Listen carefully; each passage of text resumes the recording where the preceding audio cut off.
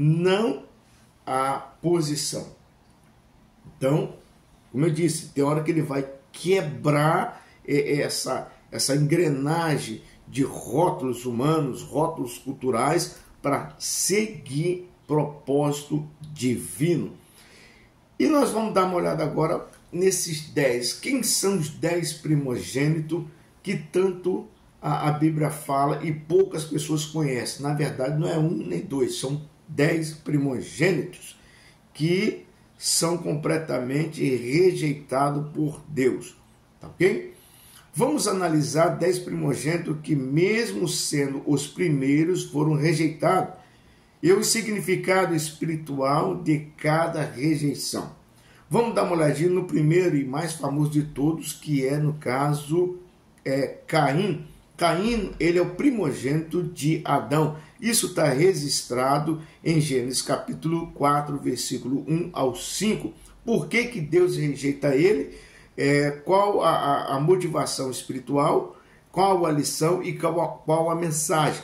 Lembrando, tudo tem um propósito, nada é o acaso nas Escrituras Sagradas. Então, quando Deus rejeita Caim, Deus vai rejeitar ele por causa de quê? Por causa da sua oferta e atitude. Não é só a oferta, é a atitude dele. Motivo espiritual. Caim, ele trouxe o fruto da terra amaldiçoado, enquanto Abel oferece o sangue, que simboliza a redenção. Lembrando que quando Adão peca, a terra se torna amaldiçoada. Então, Caim, ele vai trazer um fruto, ou seja, da onde? De uma terra que é amaldiçoada. Não é que ele traz um fruto estragado, não é que ele traz qualquer coisa, não. Ele traz também a primícia, mas a primícia da onde? A primícia de uma terra amaldiçoada. E também a atitude dele, como é que ele se comporta. Agora, afinal de contas, como é que eles sabiam que realmente Deus tinha aceitado a sua oferta e não tinha aceitado a oferta? Lembrando, tudo tem um propósito. Na época de Caim e Abel, não tinha sacerdote, não tinha levita, não tinha profeta. E como que eles aprendem que eles tinham que ofertar a Deus? Como que eles aprendem que eles tinham que fazer um sacrifício a Deus? Provavelmente, eles aprenderam com os pais, ou seja, Adão e Eva. Mas como que eles iam entender e saber que Deus tinha aceitado as ofertas deles? Primeiro, quando eles ateavam fogo sobre a oferta, se a fumaça subisse em direção reta, então eles entendiam que Deus tinha como aspirado, ou seja, sugado aquela oferta, como fosse um cheiro agradável para Deus. Então a fumaça subiria reta.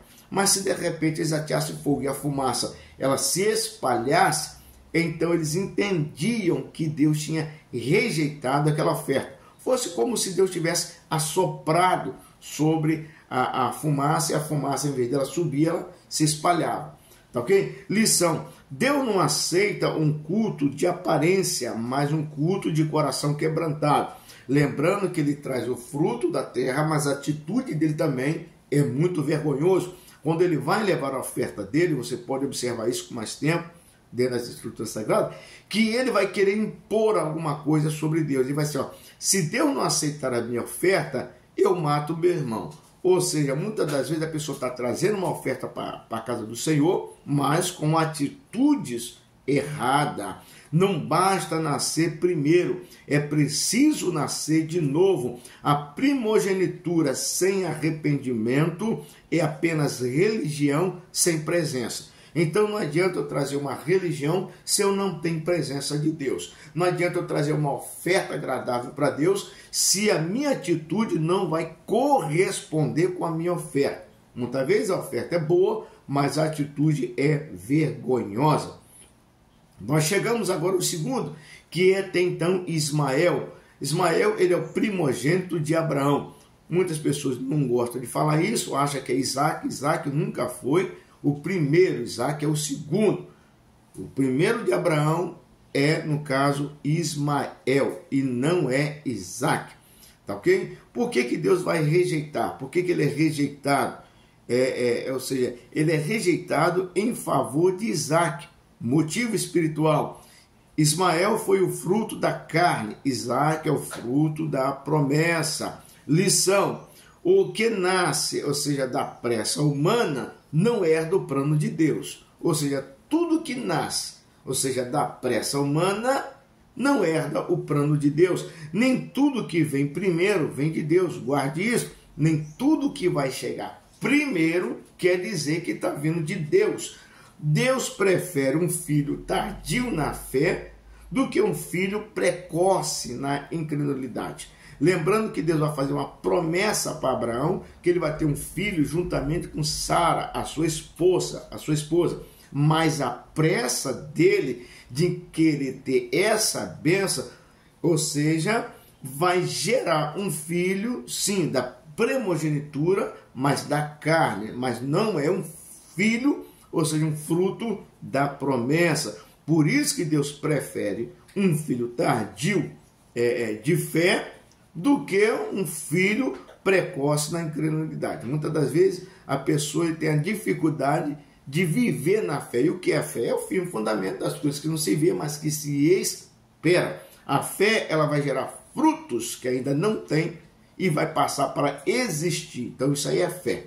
Então se eu vejo algo e eu quero acreditar que aquilo é fé, não é fé, porque você está vendo. A fé é aquilo que você não vê, mas que você espera. O terceiro é Esaú, o primogênito de Isaac. Por que ele é rejeitado? Porque vendeu o direito, ou seja, o seu direito para Jacó. Lembrando que Jacó não roubou nada, absolutamente nada de ninguém. Jacó deu o preço, e o preço foi aquele, ele comprou. O irresponsável aqui, na verdade, é Esaú. Lembrando, se ele não vende a primogenitura, talvez muitas coisas tenham mudado. A gente não tem nem noção de quem era ou quem foi Jacó. Quando nós dobramos nosso joelho e a gente vai fazer uma oração, geralmente a maioria das pessoas começa a fazer a oração assim, ó, Deus de Abraão, Deus de Isaac e Deus de Jacó. Mas se Esaú ele não vendesse a primogenitura dele, essa oração ficaria assim, ó, Deus de Abraão, Deus de Isaac e Deus de Esaú. O estrago foi tão danoso, tão grande, que hoje completamente a gente só lembra quem é Esaú por causa das escrituras sagradas.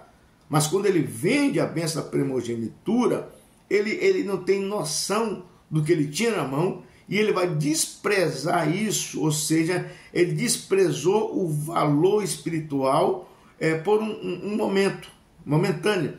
Quantas pessoas não faz isso?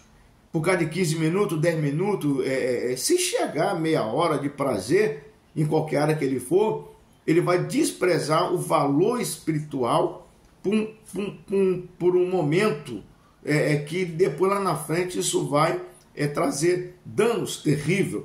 Quem valoriza o agora mais do que o eterno, ou seja, perde as bênçãos da herança. Se eu for valorizar, né, o agora, o prazer do agora, eu vou desprezar as bênçãos da herança, ou seja, que Deus tem para mim. Deus tem muita bênção para a pessoa, mas a pessoa, em vez de esperar um pouco, ele se precipita, não é isso? Ou vai fazer pouco caso daquilo que ele tem. Temos que começam a falar assim, mas é um pastor, um presbítero. Não, um pastor é um qualquer, né? Um presbítero é um qualquer, um evangelista é um qualquer, um crente é um qualquer não, rapaz, tu é um representante do céu, tu é embaixador de Cristo, como é que é um qualquer? Então tem que passar para valorizar. A carne, ela sempre vai querer algo da carne, mas o Espírito, ele é eterno. É por isso que há essa briga, esse conflito entre a carne e o Espírito. Lembrando, Esaú ele vai dar pouco caso naquilo que ele tinha, naquilo que Deus deu, naquilo que Deus reservou para ele. E ele vai vender por um prato de lentilha. Quantas pessoas não têm vendido a sua chamada por coisas bobas? Olha que um prato de lentilha naquela época não era tão baratinho como as pessoas imaginam. E hoje em dia as pessoas estão vendendo mais barato que um prato de lentilha.